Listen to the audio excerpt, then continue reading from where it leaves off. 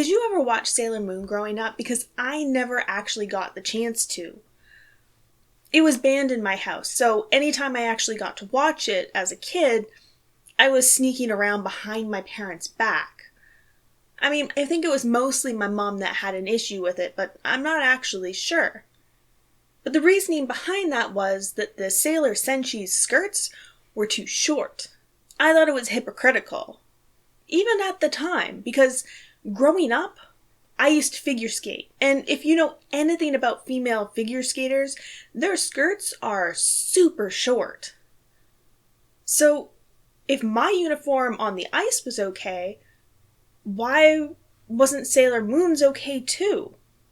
The point is, I didn't actually watch Sailor Moon until I was an adult. And by adult, I mean 18 years old, which I'm not exactly sure you can consider an adult. I mean, I'm just as clueless now as I was back then. For those of you who don't know, and if you don't know, what rock have you been living under? Sailor Moon is a manga that was created by Naoko Takeuchi and published in 1991. And then it was adapted into what is possibly the most popular anime of all time. And then, in 2015, it was rebooted in an FMA Brotherhood style reboot, which meant it was more faithful to the original manga.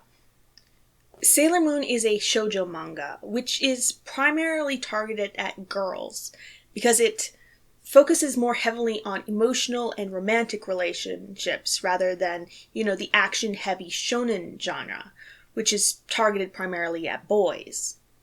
More specifically, it's a maho shoujo, which means it's got magical girl transformations and saving the world. All the characters are super cute, but absolutely fierce at the same time.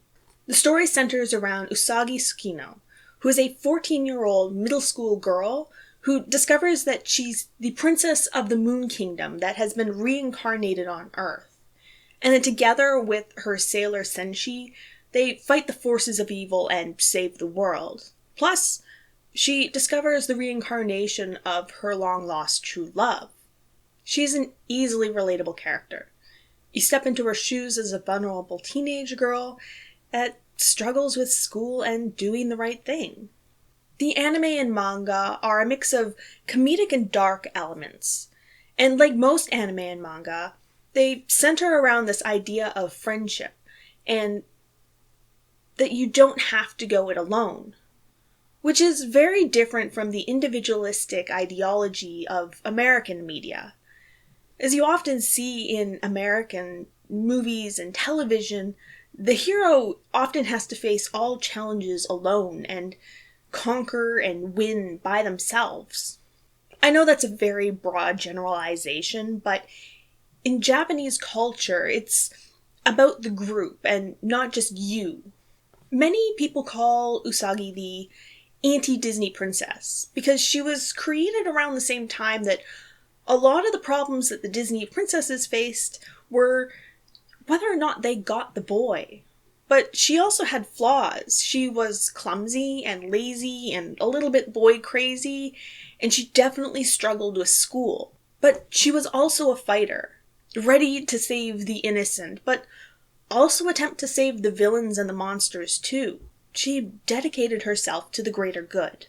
And she struggled morally. Doing the right thing wasn't always easy. She may not have been the smartest. And she may not have even been the most passionate or fiery, but she was definitely the heart of the group. She was an inspiration to girls everywhere that they could be more than this pretty little thing that people painted them as, that they could be anything they wanted. And when you fail, you get right back up. Sailor Moon is supported by a cast of strong, kick-ass young women. It's about empowerment and independence, but at the same time still maintaining a certain air of femininity. Usagi pursues interests and overcomes obstacles, while at the same time maintaining a very close-knit group of friends and a romantic relationship. Typically feminine objects are repurposed into objects of strength and defense, like compacts or mirrors or tiaras or even the school uniforms. Not only are the heroes primarily female, but so are the villains. It's a world of women, strong women. And nobody was going to put up with that misogynistic bullcrap. Boys putting them down, that was just not going to fly. Best of all, the girls maintained strong, healthy relationships with each other. And not this usual catty frenemies behavior that we get. That's not to say that they never fought. They definitely did. But they worked hard to understand each other and to move forward together.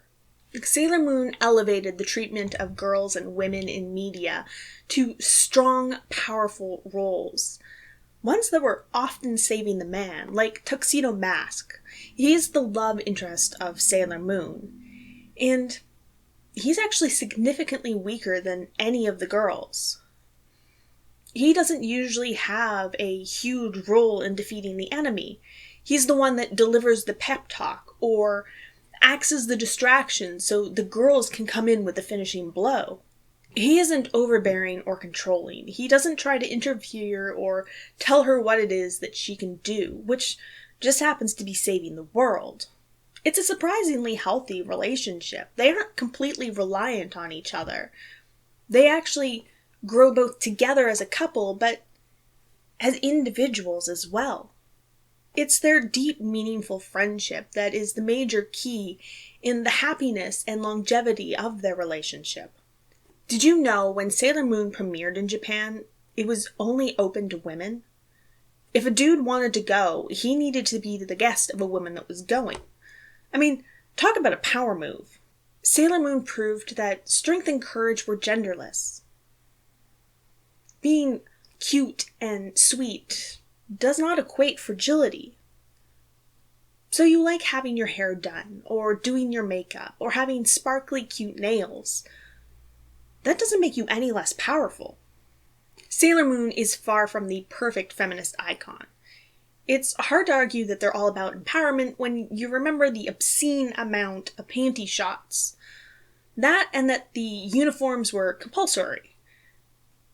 And impractical. Though, I gotta say I have mad respect for any woman who can fight in heels. But not only that, they did no favors for body image. What with every girl being long and leggy and alarmingly skinny, plus having this high-pitched, cutesy voice. But Sailor Moon did highlight that very real struggle of women who don't fit into that very traditional idea of gender roles. They had a Sailor Senshi for everybody, from the nerdy, bookish girl to the sporty tomboy, or even the girl who didn't feel like that's who she was. Sailor Uranus really set the stage for more representation to come. She dressed in men's clothing and dated beautiful girls. And if you don't know what I'm talking about, it's probably because you're more familiar with the 90s dub, who really, really worked hard to censor anything that could be considered offensive to international audiences. You could say that things got lost in translation, but thankfully, with the reboot and the remake, none of that sheer awesomeness of representation got lost. Being a woman is probably one of the most difficult roles to fulfill in the world, because so much is expected out of us. We all need to have a certain level of beauty and grace and politeness and charm, but at the same time have this meekness and humility. And then let's not forget that we need to have a certain level of value to everybody around us, but at the same time have absolutely no worth.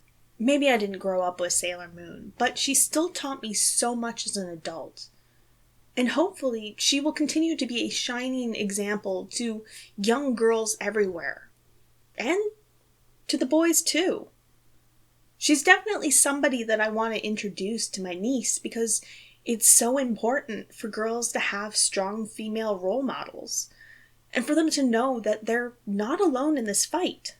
So don't forget to like, comment, and subscribe for more fangirl follies. And until next time, cheers!